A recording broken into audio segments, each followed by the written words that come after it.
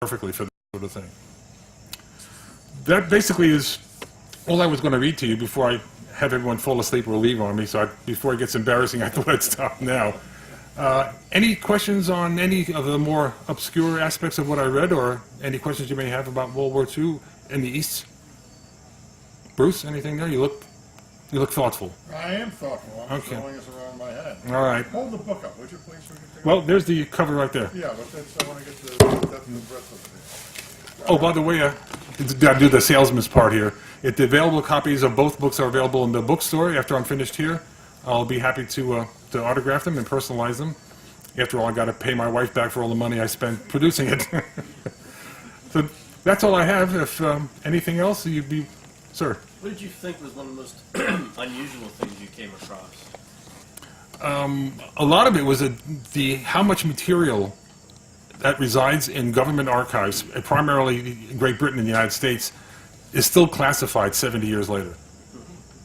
A good example of this, which really not that surprising, is what resides in the military archives and the government archives in the Kremlin I almost said Soviet Russia, in today's Russia. Back during Perestroika, when you had Gorbachev and Yeltsin was in power before Putin came in, the gates started to lower down. The openness of the governments was really the great hope of getting a balanced story of World War II out of the Russian sources we thought was finally going to occur. Prior to this, the only thing we had to go on as far as the war in the East was the somewhat exculpatory writing that we had from the German generals from 1945 clean up to almost 1985. They turned out to be just as biased and self-pleading as the heavily politicized material that was coming out of Soviet Russia. It's interesting because one of the things I was asking for some materials at a military archive, and I got on the phone call. I was talking to the archivist in one of the libraries, and I said, "Is it possible to send me this material as soon as you can?" And I got the answer was "Niet," meaning Russian and no. And I said, "Mr. Supervisor, why is that?" He goes, "No one goes in, nothing comes out." That's my best Russian interpretation in English. What I was experiencing firsthand, that a lot of people started experiencing later on, is that under President Putin, the ex-KGB lieutenant colonel, the gates of openness were starting to descend again. And he said, "But not to fear, my friend Ken.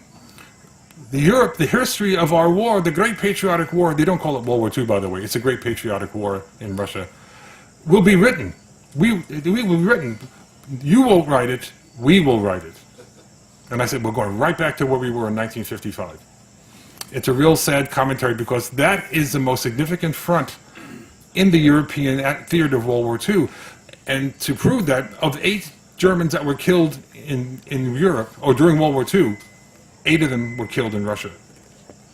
That fact, that statistic alone should show you how important the Eastern Front was in World War II. And that's what I tried to do here in both these books, is to bring to the American readership the importance of what was going on in that extremely long and bloody and deadly war in the East. So, sir. You said that the previous invasions of Russia had failed and that the Germans hadn't learned the lesson.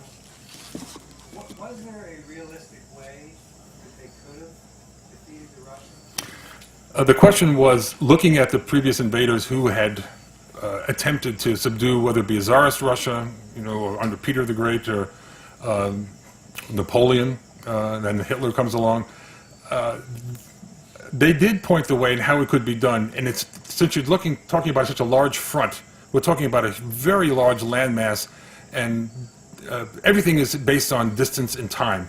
The inverse funnel is a frequent metaphor used to describe anyone invading Russia, to be aware of what they call the European funnel in Western Russia. The operating front at the beginning of all 3 invasions was in the central or eastern part of Poland. That's the narrowest, compacted part of the entire front of invading the Soviet Union. As soon as you start moving a few kilometers into or going east, it starts to widen. And by the time you get to the area of the latitude of where, if you draw a straight line from Helsinki, Moscow, all the way down through Kursk into the Crimea, you've got an area now that's almost 2.5 times the size that you started with. So if you have 2 or 3 guys standing in front of each other at the start, they wind up being 2 guys side by side, and then 2 guys 30 or 40 feet apart. And then if you look at some of and I include the German frontages in the reference table in the back of the book, how difficult it is to monitor such a very broad front.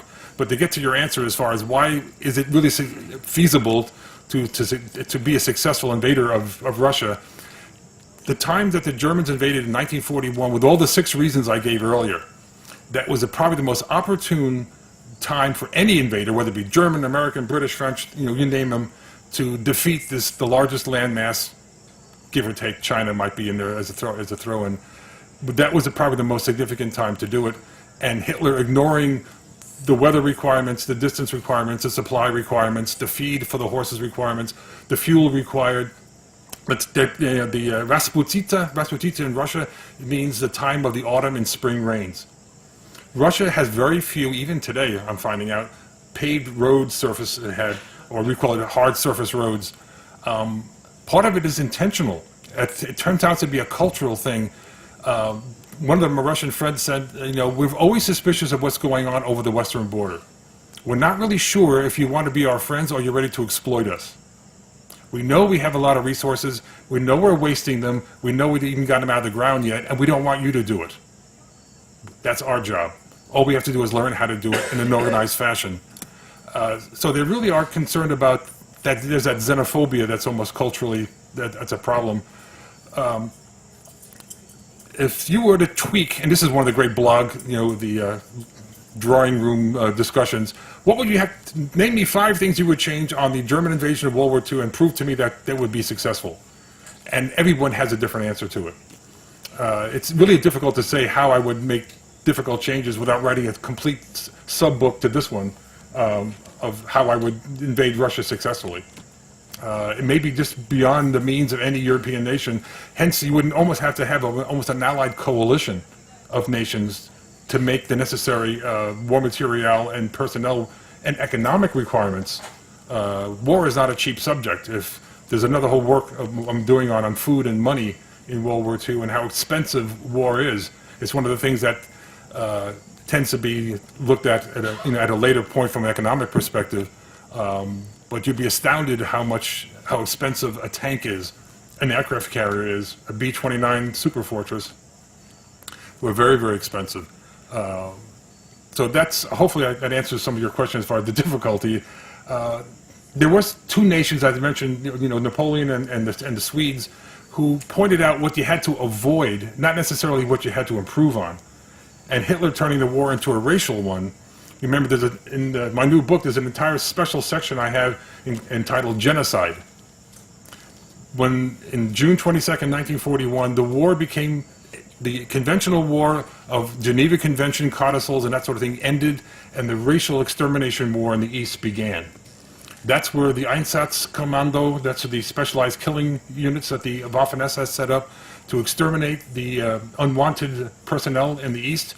The Ostplan is discussed in detail in this book. That's the Eastern plan of how the Germans were going to settle once the war was won and Soviet Russia was defeated, what they were going to do.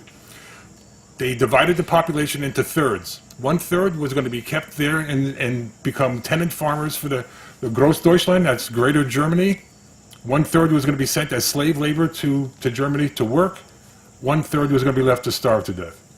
They were not needed. Elderly, the handicapped, children, the untrained and unskilled. Reading the Ostplan is like reading something out of Dante's Inferno. It's really a scary plan. And when you realize that that's what the end result of what Germany was planning to do by 1945, 1947, the Ostplan goes up to 1953. It's really an interesting document to read what they had planned for, and all the managed wealth. See, a victory in the Soviet Union was going to solve one of Germany's major problems it didn't in World War I. Germany was basically starving to death by 1918 because of the Allied naval blockade of cutting off its food shipments. Germany grows a lot of food, but not enough to feed its very dense population in that size of the country it is. A successful occupation of the Soviet Union would provide all the food from the Ukraine, Belarusia, all the raw materials, all the gold. Russia's got a lot of gold in Siberia. that would make Germany literally independent from anything the Allies could do to try to starve it to death. So that's another thing why Germany had to be defeated in World War II, was the fact that its model organization and management, with the vast resources that resided in the Soviet Union, would have been a unthinkable, country to overcome. So I've been informed that I'm out of time here. Any final questions before I head over to the bookstore? And I'll be happy to chat with you over there if you like. I got a couple of chairs I can put up for you.